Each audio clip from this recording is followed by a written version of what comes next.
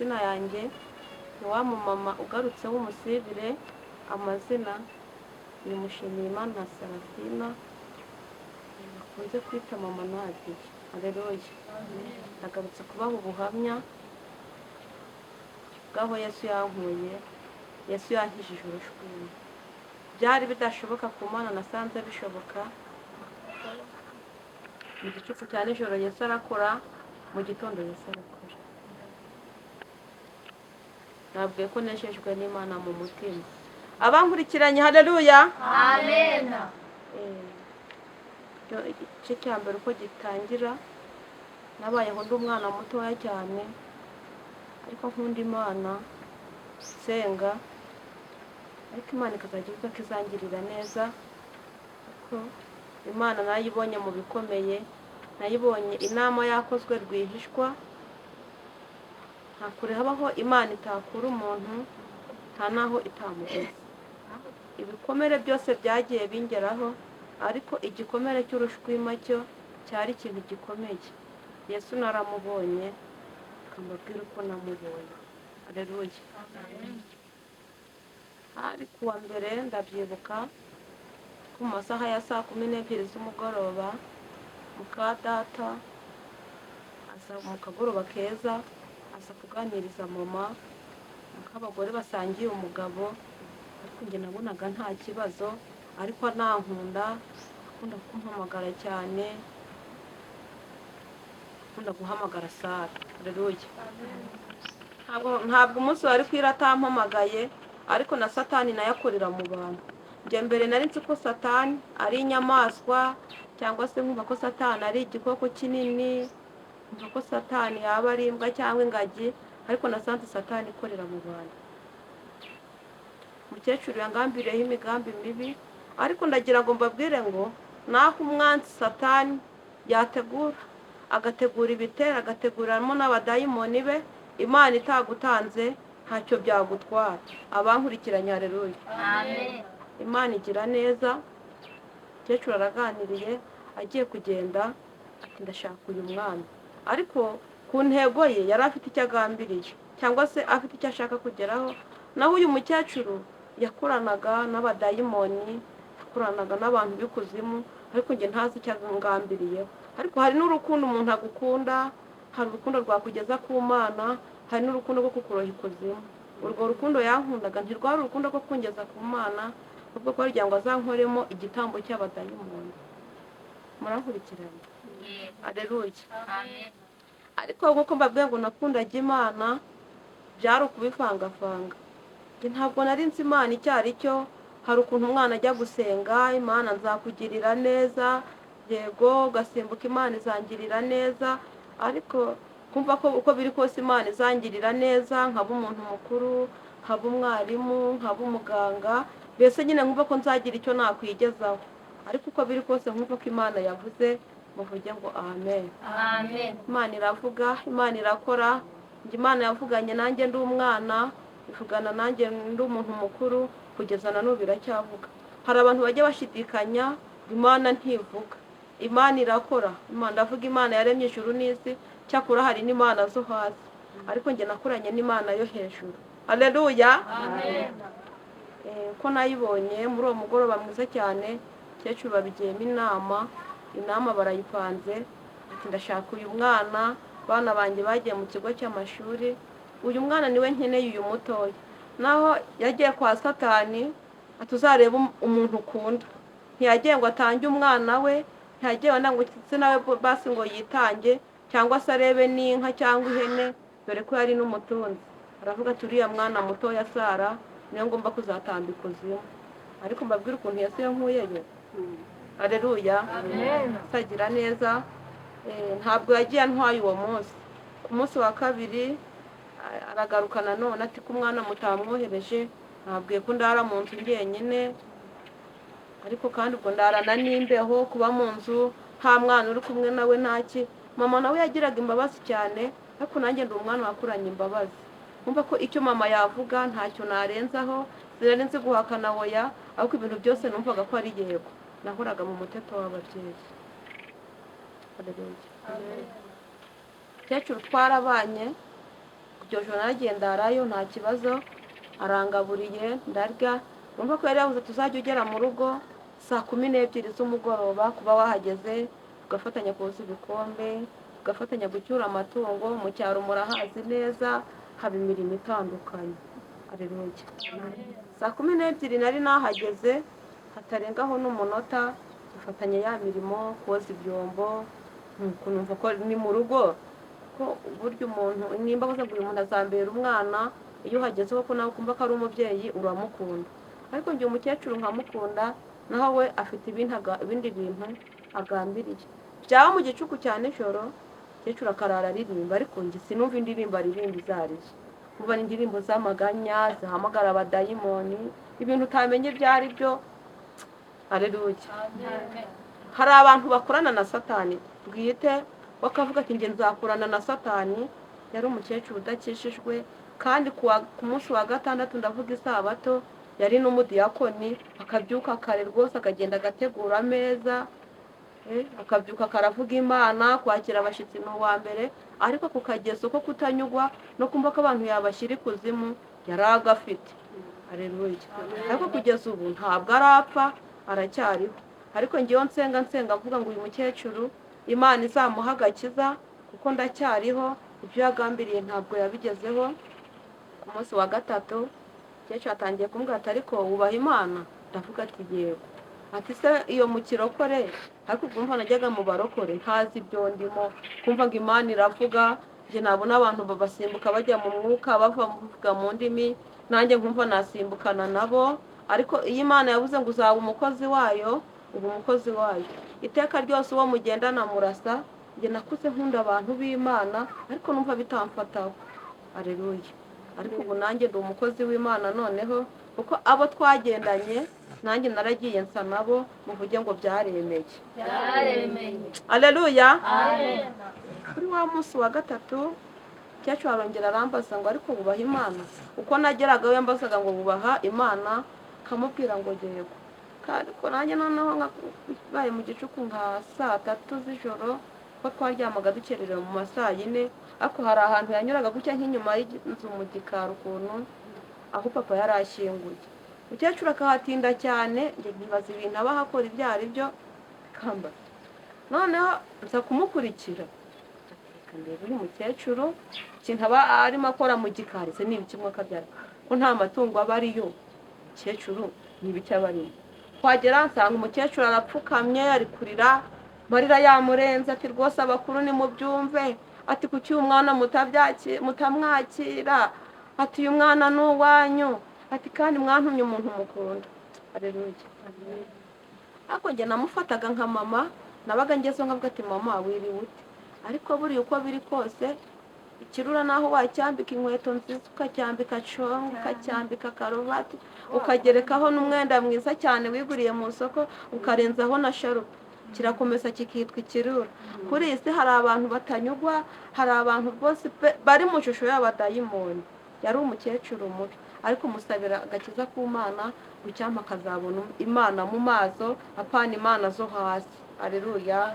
Amina. Aleluya. Njye nakuze nta mikino, nkurira muri uwo mubabaro. Umukecuru akomeza kuba aho hantu kugira ngo atambona ko namubonye, nza nkusubiza ibirenge inyuma. Umukecuru hafi nk'isaha yose arongera arinjira, nanjye uko nicaye mu nzu amarira yandenze. Nibaza se umukecuru sinuka byaramwe ngo umwana baruga bakire, nibaza se ni umwana. Ariko nibuka ko yari afite umwana yakundaga kwita Hakiza, ubwo ni Hakizimana. Ariko nta kecuru abyinirira ba Hakiza, ba Nanari, ukavuga ntabwo amazina bayasobanura. Abakecuru benshi bakunze kubyinirira amazina y'abana, ariko nkibaza ko atavuzemo uwo Hakiza. Aleluya. Nawe uri kubyumva wavuga se kuki yavuze ngo uyu mwana ni mumwakire, ni mumwakire, ni mumwakire? Uyu mukecuru ni biki bari bwakire? Ageze mu nzu, kuko nari ngifitemo umwuka w'abana, zakomaze kusema hari ahantu ko wahatinze, barimo ukora iki? Aleluya. Ati kakubitwa n'inkuba, iyo mbasa ngo narimo nkora iki? Wari ugiye hehe? Aleluya. Umukecuru arababara, kurya ntiyarya, abagiye mu buriri. Ngiye kumukurikira, aturara aho hasi, nuko ndaryama, nta musambi ntaki. burakeye mu gitondo nko mu ma saa 11 mfata umukubuzo ndakubura ariko ntazi ko harimo kumurika ikuzimu. Naho gutyo hafi y'icyo gituro hari n'ahandi nanone bari barashyinguye umukobwa we w'imfura. Urumva ko byari nk'ibituro bibiri bisa nk'ibiteganye. Naho uwo mukecuru akurana n'abadayimoni, ariko icyo yari agambiriye kwari kugira ngo bantware. Ubundi koko umukecuru nimba ari uwo gukira kire, nta gukizwa kwarimo. Hari abantu bakorana bafite ubukire ariko batakuye ku Mana. Aleluya. Ibyo nabyo birumvikana, muri ako gace birumvikana. Bwarakeye mu gitondo maze gukubura mba ngiye ku ishuri. Ubwo sinigeze mbwira mama ibyambayeho. Umurozi yagiye kukuroga, ikintu cya mbere akora ni ukugutwara ubwenge cyangwa se zezenge. Ngeze mu rugo mfata amakayi, ubwo nanakererewe, ngeze mu ishuri ntabwo ntangiye gutekereza neza. Ariko icyo gihe ho nari mu wa 3 primaire. Nkumva ibyanjye nasohoka cyangwa se ngakubita abandi bana. Ubwo umwuka mubi wari watangiye kunyataka. Ni wa mwana wasaga ku mwanya w'imbere nkaza ndi uwa mbere, ntabwo nigeze kurenga ku mwanya w'imbere. Ngeze mu rugo mbwira mama ariko ma hari igihe nicara njye nkumva nakwiruka. Ubwo byari bitangiye. Mama akavuga ati ufite ikihe kibazo? Ati njye nicariye, ati numva nakwiruka, numva ntaba hano mu rugo. Ariko ubwo n'umwanzi Satani wari watangiye kunyigirizaho nkana, uvuge ngo mu ijuru hari Imana ishoboye byose. Haleluya. Amen. Ku munsi wa 4, ku munsi wa 5 ngo nkomeza kugendera muri cya kigare, ariko ndisezenge nkakora ibintu nanjye nkumva ntabwo ari ngewe. Naho kwa Satani baravuze ati uwo mwana uzamuzane koko tumurebe uko ameze. Haleluya. Umwana uzamuzane turebe. Ariko buriya no gusenga ni byiza, ariko no gusenga ubivangavanga nabyo ni bibi cyane. Haleluya. Ariko njye natangiye mbabwira ngo nari umwana mutoya ariko nkunda Imana. Imana ikavuga ngo nzakugirira neza, nzakwiyereka, nzakwereka ubwiza bwanjye, nzakugira umuhanuzi uhanurira amahanga. Ubushize ku bo twaganiriye nababwiye ko Imana yatangiye kumpa wera mfite imyaka 9, ngira imyaka 12 ndi umuhanuzi. Ariko nagiye nzima gake gake kuri wa mukecuru, ngenda nzima. Naba ndyamye nkibuka ndyamye ahantu hacuramye ukuntu ku mbaraga z'umukecuru. Urumva ko iyo umwana nasenga asengera mu mbaraga z'umwana. Aleluya, aleluya. Ariko uko biri kose Imana iyo yavuze ngo nzakugira uwo kwifuzwa, Imana ikibikora. Aleluya. Navuze ngo Imana ikureberere aho abantu batagera. Amen. Cyecuru asa kumbaza ngo se wa mwana we, ngiyo wicaye wumva ufite ubwenge? Nanjye ndavuga ati iyo nicaye hari igihe numva nakwiruka. Arambwira ati se none iyo wicaye ugira kugendana n'abandi bana wumva bumeze ute? Ati njye numva nabakubita cyangwa se nkanabica. Ati atuzajya ubakubita. Mukecuru njyasubiye ahantu n'ubundi, noneho yamaseho nk'amasaha 2. Ndavuga ati se mwabyemeye? Ntabwo nzi ibyo ari kuvuga. Ndavuga ibyo nabonye kuri wa munsi namusanze inyuma. Nabwishwe bangera mbwa ati kugenda urebe n'ubundi. Ndahageze nsanga umukecuru noneho ntabwo yambaye, nsanga ibintu byakomeye. Umukecuru nguwo noneho yapfukamye arimo arigaragura. Ati se noneho ibintu byo ni ibiki? Uyu mukecuru ni umusazi. Haleluya. Amen. Ariko nje nabonaga ko mama yasaze noneho. Subiye mu nze kubwo yabaga agiye kuhajya kansigira imirimo ikomeye. Osi byombo. Nuhara ko si byombo. Uteke n'igikoma, uterekeho n'ibyo kurya. Ibyo byose nkabikora. Ariko umukecuru ari gukorana n'abadayimoni ati mugire mu mutware vuba. Ubu hari abantu bagenda kuri iyi si ariko bibera ikuzimu. Umwana ashobora kukunanira ari mutoya, ababyeyi benshi icyo kibazo baragifite. Umwana akakunanira, umwana akareka ishuri, umwana akazajya arwana n'abandi, umwana akaza ari uwanyuma mu ishuri, umwana akazajya gukubita amabuye, umwana ugasanga ibintu byarahindutse. Burya hari izindi mbaraga ziba zimutwaza igitugu. Aleluya. Izo mbaraga zangezeho, ariko Imana igihe kigeze izimporamo. Nababwenge Imana ikureberere aho abantu batagera. Amen. Cyecuru ndakomeza ndareba cyane. Cyecuru ararira ati ariko se nzamuzane gare?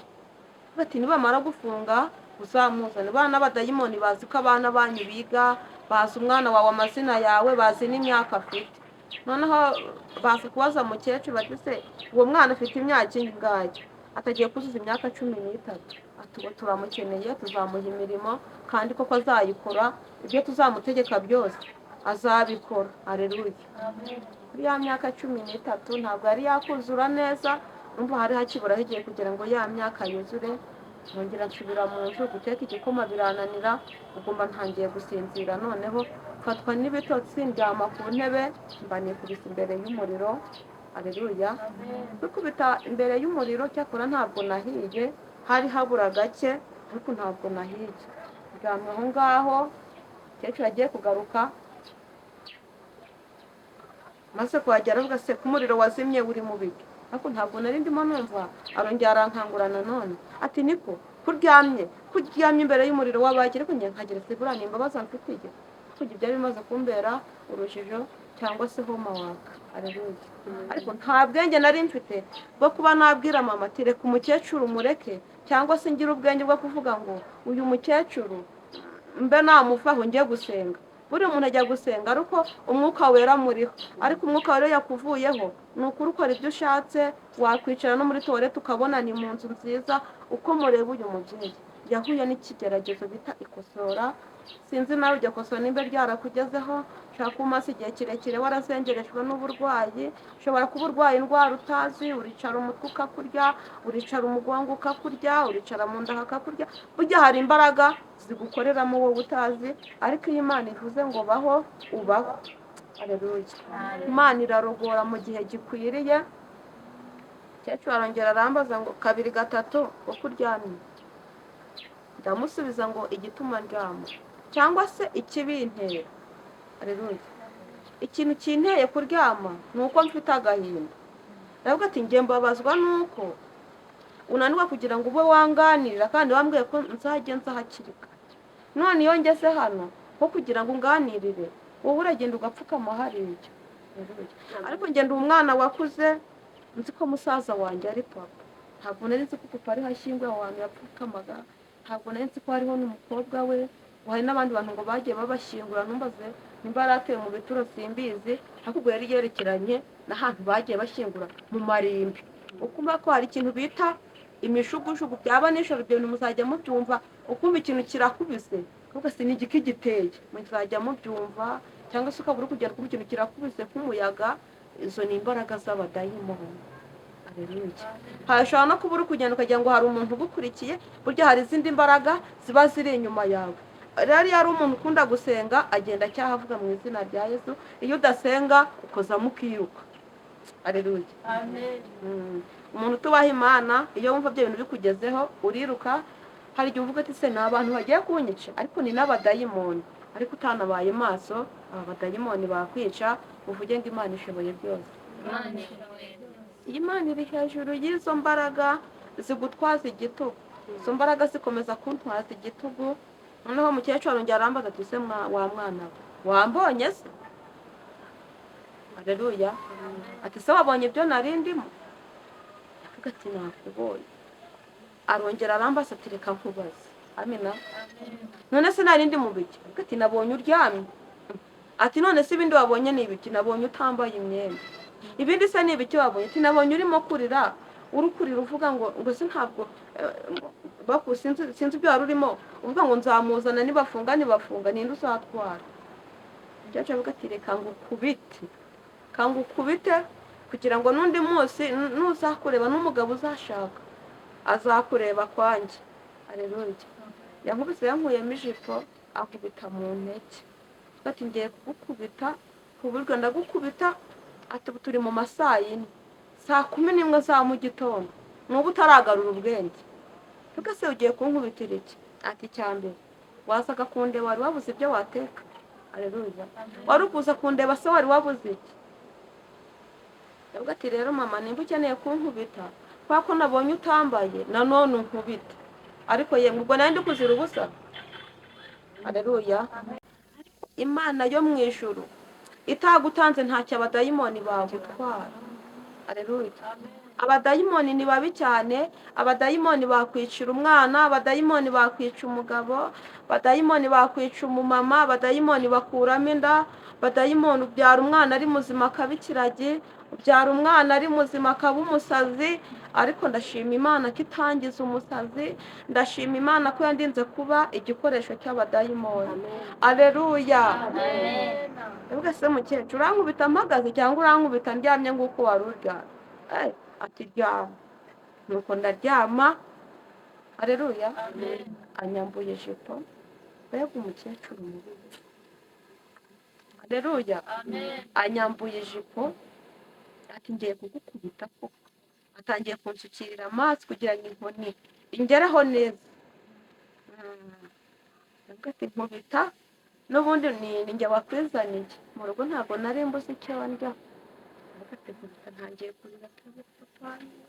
Ese uwo papa nahamagaraga ubwo yari musaza wanjye. Kavuga ati bireke papa nava ku ishuri nzamubwira aziyishyurira kuri wowe azagukubita. Ati yo azava ikuzimu se azagukubite. Kavuga ati se burya papa abikuzimu kandi ko nzi ko ari ko nzi ko ari umuntu ukomeye ko yiga no ku ishuri kandi ubwo ni musaza wanjye nari ndimo kuvuga. Musaza wanjye ndamukunda yambereye papa ambera na musaza wanjye. Icyakora nkagenda navuga ngo ni papa wanjye, abaseka bagaseka, abadaseka no ku bantu wenda bakavuga ati wenda uriya mwana afite ikibazo cyo mu mutwe. Amen. Kuko nta musaza wanjye nigeze mbona, nabonaga ari we mubyeyi wanjye. Nuko ndaryamye rero umukecuru yeguye agakoni keza gasize amavuta ankubita mu ntege. Ati ndagukubita umva ko abasore barambagiza nudapfa amaguru nadacika urapfa nudapfa uraba umusazi. Ndavuga ati rero utarankubita mbabarira ntabwo nzongera kuza kukurungura. Ntangiye kwiga no gusaba imbabazi.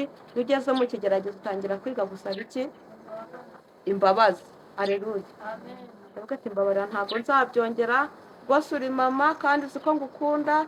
Ati byombo nagenda byoza neza, n'ejo nzakubura tuzajyana no mu murima, ejo nzabeshya mama ko ngiye kwiga tuzajyana no mu murima. Ati ndagukubita. Ati kandi nubwira na mama wawe umva ati kizakurikiraho uzakibona. Yarankubise koko ndabyumva ko inkoni ngezeho naba ngiye kurira timira impunshi mu mutwe namwe murabyumva. Kubita ko manga umutwe numva umutwe urajegeye, ni ukuri numva ubwenge buratakaye koko numva ndapfuye birarangiye. Noneho ntangira kuririra mu mutima nk'intama. Inkoni iraryamye. Aleluya. Ushobora kuba ufite umwana cyakora ba mukase bihangane. Mukase ashobora kuba yarakureze neza ariko njye nta mbuto nziza namubonye. Icyo yaragambiriye kwari ukuri. Nta kintu yaragambiriye kuko umuntu ugira ngo ugirane communication n'abadayimoni cyangwa se aguhuze n'abadayimoni, uyu muntu aba ari umugome mu bintu bigaragara, nta rukundo aba agufite. Nugira inshuti ari umusinzi ntikubwira iby'agakiza ka Yesu, uwo muntu nta kintu yakugezaho. Ahubwo n'ubu unafite ubwenge uzasibe na nimero ye uvuga uti uyu muntu nintamugendera kure ashobora kuzankururira umuriro cyangwa amazi. Aleluya. Yankubise we arankubita koko. Nuko nyuma amaze kunkubita umukecuru yananiwe yakubise. Ati ngaho haguruka vuba. Ndahaguruka biranga, kwicara biranga, gupfukama biranga, kuvuga biranga. Tugiye kuryama ubwo ntabwo naryamanye nawe, kongera nirarira hasi n'ubundi. Umukecuru arahaguruka asubira hahandi ntumbaze ibyo yaragiyemo. Kare kare mu gitondo nka saa 10 umukecuru arambwira kujya kuvoma. Aleluya. Ngiye kuvoma ngeze hari ahantu twavomaga gutyo nyine twari ukugenda urugendo rw'iminota 30. Ngeze mu mayira abiri nza gukubitana n'umuntu w'umugabo ariko usa nabi cyane, usa nabi ariko birashoboka ko yari umudayimoni. Arambaza ngo se wa mwana we ugiye he? Ati ngiye kuvoma. Ngiye kuvoma he? Ati ngiye kuvoma hari imbere gatoya. Ati nta mazi ahari subirayo. Ati none se ndagenda nta mazi kandi mama yantumye amazi, ubu ntazana amazi ari bunkubite. Ati se ubundi agukubita gake? Ubundi se ko yagukubise ko nta n'icyo we wakoze. Ndavuga ati yankubita. Ati rero ngiye kukwikubitira nimba udasubiyeyo, ngiye kukwikubitira. Ndavuga ati se none urinde ntabwo wamenye. Haleluya. Amen. Amina, haleluya. Amen. Humura, ushobora kuba urwana n'abadayimoni, mu gitondo tukakubona uri muzima, za mvugo z'iki gihe ngo umuntu yapfuye ahagaze. Ni ukuri njye natangiye gupfa mpagaze gake gake gake gake gake gake gake gake, ariko Imana nayo igenda inyigiza imbere gake gake, Imana igenda isunika gake gake, uko umunsi ugenda wicuma. Ariko wa muntu uko nabonaga afite ubugome, noneho aza kunyereka mu kanwa, mbona haratukura cyane, haratukura cyane. Ati se sha uravoma ninde wabigutegetse? Ati iwacu ntabwo tuvoma. Ndavuga se none amazi muyakurayo? Ati twirira abantu. Haleluya. Ati dutunzwe n'inyama y'abantu, ariko inyama yawe irarura, sinzi ukuntu tuzayirya. Inyama yawe turayireba tukumva irarura, iranuka, cyakoze wakanawe ngo aha wewe ngo ibyawe birakomeye. Haleluya. Ngo cyakora n'iryo jambo yavuze ngo icyakora ngo subirayo, ngo subirayo. Nuko nsubiyeyo, kuko uwo muntu yarimo anyereka mu kanwa, nkabona ni umuriro waka ukuntu. Nsubiye inyuma, ngeze imbere gato, navuga ati n'ubundi mama aranyica. Ndongera nyura akayira kazamuka ukuntu amatwi arimo urupfu ntiyumva. Ndazamuka kugira ngo nkate mu muhanda, nuko ndagiye, ariko numva nta kibazo noneho. Ariko none ubu ntangiye kugira ikintu cy'ubwoba, ngeze imbere ngo numva amajwi menshi cyane ntari kumenya ayo ariyo. Harimo wagira ngo ni utwana turira, udukecuru, udusaza, ni ibintu biteye ubwoba. Noneho numva ni urusaku, ndakomeza nigira imbere, ndahagarara Imana. Imbere habaye igiterane, ariko ndeba hejuru mbona haracyari nijoro, kuko njye ndageranya ko ari 10:00, ariko ubwo ni nka mbere ya 10:00, kuko nicyagiye wumva injereri zivuga, bikeri bivuga, utamenya isaha iyo ari. Umva hari mu gicuku kibi cyane, ariko wagira ngo arebe ko abadayimoni babyemeye. Ariko abankurikiranye, haleluya, umwana ari wawe wamuhagurutsa iryo joro. Mwihangane murere neza, Imana izabaha umugisha. Niba ufite umwana urera, umurere neza kandi umukundishe kuzajya mu nzu y'Imana, uzajya unamusengera. Imana izamugirira umugisha. Haleluya. Amina, haleluya. Noneho nza kubona umuntu w'umukecuru ngo aza ansanganira, yari yambaye utuntu tw'udushumi utamenya utwo ari two, ariko mu igice cyo hasi ibirenge ni iby'inka, igice cya ruguru amaboko ntiwamenya ayo ariyo, wabonaga ari nk'ibiti cyangwa se tutamenya utwo ari two, ariko nta maboko nta maso, mbona ngo ni ikintu kitagira amaso, ariko hasi ni umuntu. Noneho ahandi ukabona ni nk'umuntu mu maso, ahandi ukabona ni ibirenge by'inka. Ndeba inyuma mbona umurizo, ndeba ku mutwe mbona ni amahembe. Ndavuga ati bya bintu birakomeye koko. Ayiwe, ndavuga ati Mana ya Aburahamu we, kuko mama yakundaga gusenga. Ndavuga ati Mana ya mama ntabara. Nicyo cyonyine navuze, nkimara kubivuga umukecuru abayikubisa hasi. Icyo cyonyine mbona umukecuru asa nk'upfuye, subira inyuma ndiruka, mu kugera imbere gato mbonye wa musaza noneho afite inkoni, noneho nta mikino. Ati ko nakubwiye ngo genda, inyama yawe irarura, ugarutse gukora iki? Ndavuga ati noneho ndagiye. Ati kandi wakanawe, ati mu minsi izaza ngo uzavamo umuntu ukomeye, ngo kandi ngo imbaraga zikurimo ni izo kuturwanya, ngo sinzi ukuntu tuzakwica. Ngo ariko abo mudayimoni yakunze kuvuga ngo ariko ntagire ikindi kintu yongeraho, buriya ariko natwe turayivuga nk'abantu, ariko ngo haba hari ibintu byinshi biyiherekeza. Haleluya. Naragiye, idomora ntabwo namenye uko yaguye, mba nsubiye muri rwa rugo. Mu kugera mu marembo nsanga umuriro uraka, noneho mbona igikingi cy'irembo kiraka. Nimvuga igikingi ni nko mu rembo ahantu hari ibiti bibiri, mbona umuriro uraka ukuntu, noneho uraka biteye ubwoba. Nkubita urugi ndavuga ati mama, bivuga nka 2 3, kingura, nuko barakinguye. Amaze kugera ati ko nta maso uzanye, ndavuga ati reka nkubwire ibyo nabonye. Nagiye nanyuze mu kayira kepfo, nuko reka nkubwire ibyo nabonye. Ati nabimenye, ndakubwira ngo ugenda uzanire idomoro. Ndavuga ati nyine nuko ngeze mu kayira kepfo, ati nahuye, ati ceceka genda uzanire idomoro. Buriya ni ukuvuga ngo yari yamaze kubimenya. Ndavuga se ndajya kugezana, ati ko nabonye umukecuru, ati ceceka genda uzanire idomora ntabi. Ndavuga ati rero wa mukecuru sinsubirayo, sinzi ukuntu nabaye nkusubiza amaso inyuma, mbona wa musaza kuko nawe ari kuza aza ahari, mba ndamuhiritse mu marembo. Ndavuga ati reka nitambuke, ati nta muntu uri kureba uri kuza nkurikiye, ati ko yavuze ngo ninkomeza kugenda ari bunsigame imvune. areruya nababwiye ngo abadayimoni barakora n'Imana ikagira ute Irakora. umukecuru mba nsa nk'uhirika mba ndatambutse mba nishyuye mu gipangu imbere ati se ubundi uri kwinjira mu rugo rwaswo ndavuze ngo shaho usanga na nyoko vuba vuba njya kugenda aramfata ati n'umunwa wawe n'amagambo yawe ahita nkururira mu nzu arakinga ati nakubwiye ngo genda unsanire domoro ndavuga ati ntayo nzana n'ubundi arongera arankubita akubita mu mutwe numva umutwe uraje agenda avuga ati reka nkubwire noneho n'ubundi kukubwira kuri mama wabyanze ndavuga ati mukecuru igihe wankubitiye urankubitira iki koko ko nkubwiye ngo nageze mu nzira ibintu birankanga ati nabonye umukecuru ati umukecuru ufite amajanja nk'ay'inka ngo inka sigira amajanja cyangwa igira ibirenge ndavuga ati kuvuga ayo magambo ndavuga ati byandenze yari afite amahembe ngo noneho mfite amahembe ndavuga ati nta mahembe ufite uri mama ahubwo mbabarira ntabwo ndi busubireyo ati maze rero wa mwana we ati mubwire ukagira ikintu ubwira mama wawe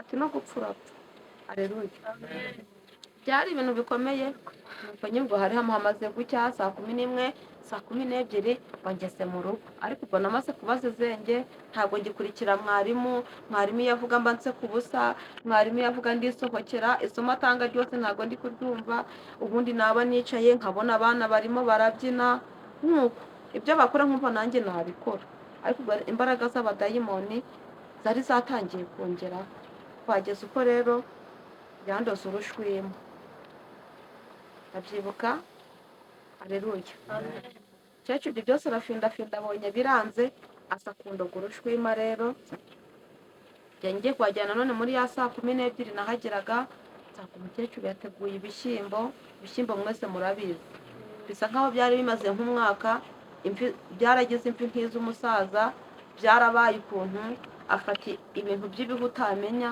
ngo ni uruhu rw'inka sinzi namwe nimba mubyumva ngo babigereka ku bishyimbo ukuntu afata ibintu by'ibinyama utamenya byaboze ukuntu atabona gusigaye ibyo kurya ati se wavuye mu rugo uriye avuga ati ubwo se saa 12 twabuze ngo nzajye mva mu rugo ntanariye ati wimbwira amagambo menshi genda ufate ibyo kurya ati kandi nuko mvuze dore kugira amagambo yakurenze areruya haleluya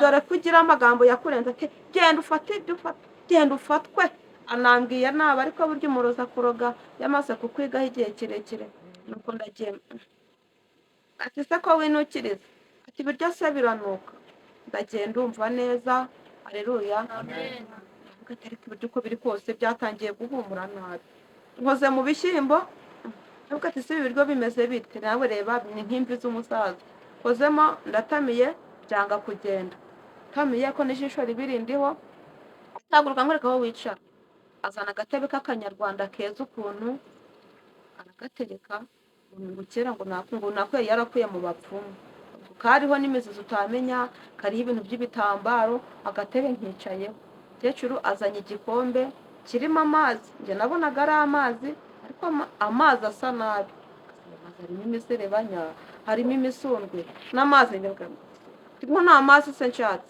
ati nakubwiye ngo rya ibyo biryo kandi n'aya mazi yawe ati iminota itarenze 5 n'ubu utarabimara nongera ngo ukubite kuko yakundaga kunkubita cyane ariko nagera mu rugo simbibwire mama kuko ubwenge nababwiye ko yari yaramaze kubugira ute kubutwara areruya cecuru wawe ibiryo ndatamiye biranga fata akanyama sinzi byari byo rwose nimba ari imbeba sinzi byari byo areruya nabonaga ari utuntu tw'utunyama tugiye dukata ukuntu ntabwo mbese izo nyama zari zo kugeza na magingo aratuvugana ku bankurikiranye ntabwo ndya inyama ko byatumye ndeka inyama bituma nzanga burundu niyongeza aho bazirya mpita nibuka bya bindi wa mukecuru yankoreye kubw'igikomere cya mukecuru ndavuga gusa ngo Imana izamubabarire ntikihorere mu bana be ndetse nawe ntikamwihorereho ahubwo Imana izamuha agakiza niyihana Imana izamubabarire natihana Imana izamuhana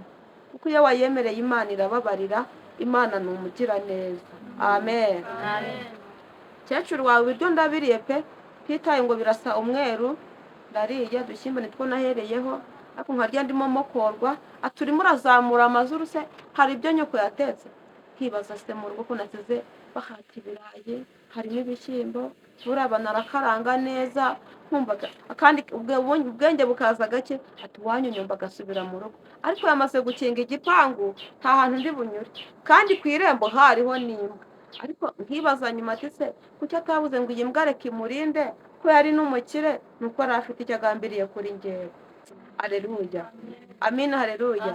Ariko ntabwo abakire tubacira urubanza, ariko hari abantu bafite ibyo batakuye kuri Yesu ahubwo bakaba barazikuye mu zindi nzira kandi ubwo bakabyiyitirira ko babikoreye bakanabivunikira. Imana iturwanirire ku bankurikiranye.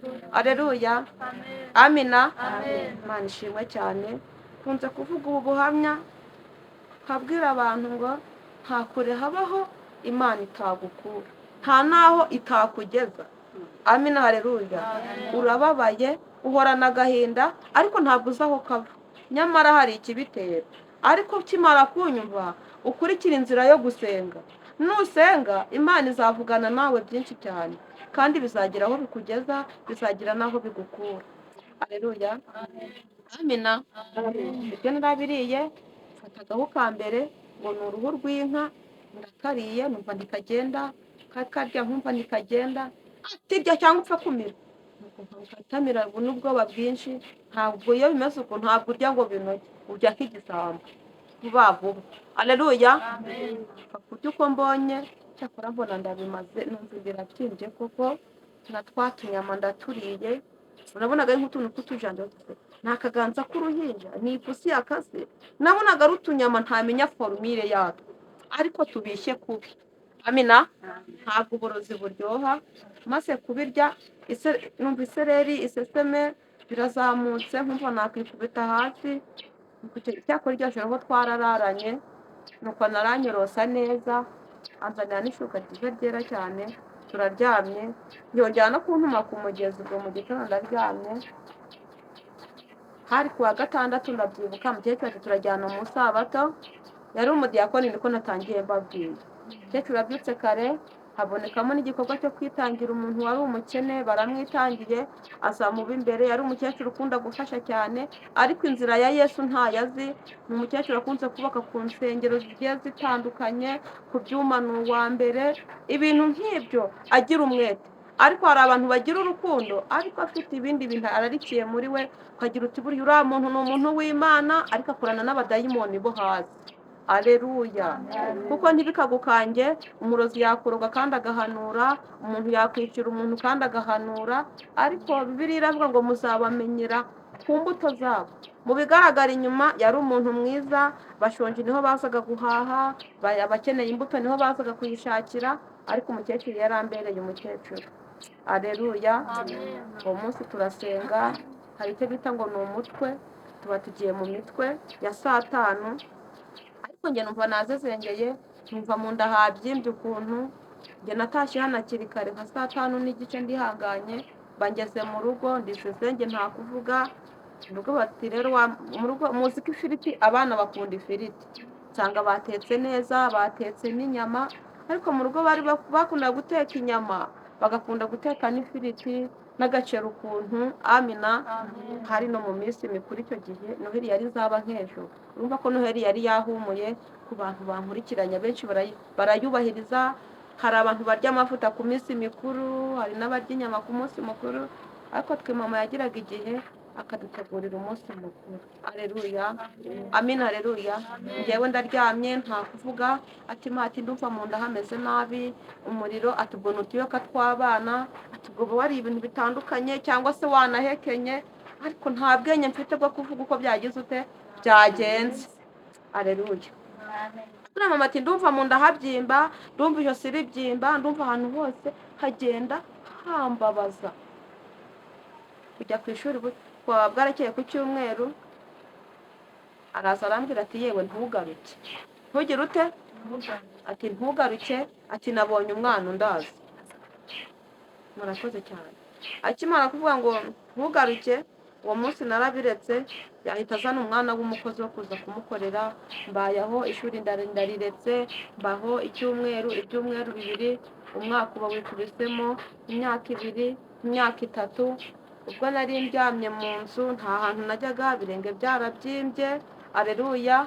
Umubiri wo urushwima si ikintu mw'abantu mwe, cyakora nari ntunzwe n'amazi, nayo amazi nkanywa nk'igikombe, agakoma ko ni gake cyane, nimba mu gitondo nanyweye amazi, saa sita ntabwo ndi burye. Ese nimba ntanyoye amazi, ubwo ni ibiyiko nka bibiri barakora mu biryo duke cyane, nabwo bantamika n'amaboko yari yarabyimbye. Ariko ndashima Imana ko yankijije, nta muti nyoye, nta rukingo, nta rushinge rwa muganga, Imana ibana nanjye, aleluya. Ubwo icyo gihe aho nari nkibona, nari ndeba cyane kureba n'amaso yanjye areba, nababwiye ko nahumye narashatse bwo kutumvira Imana.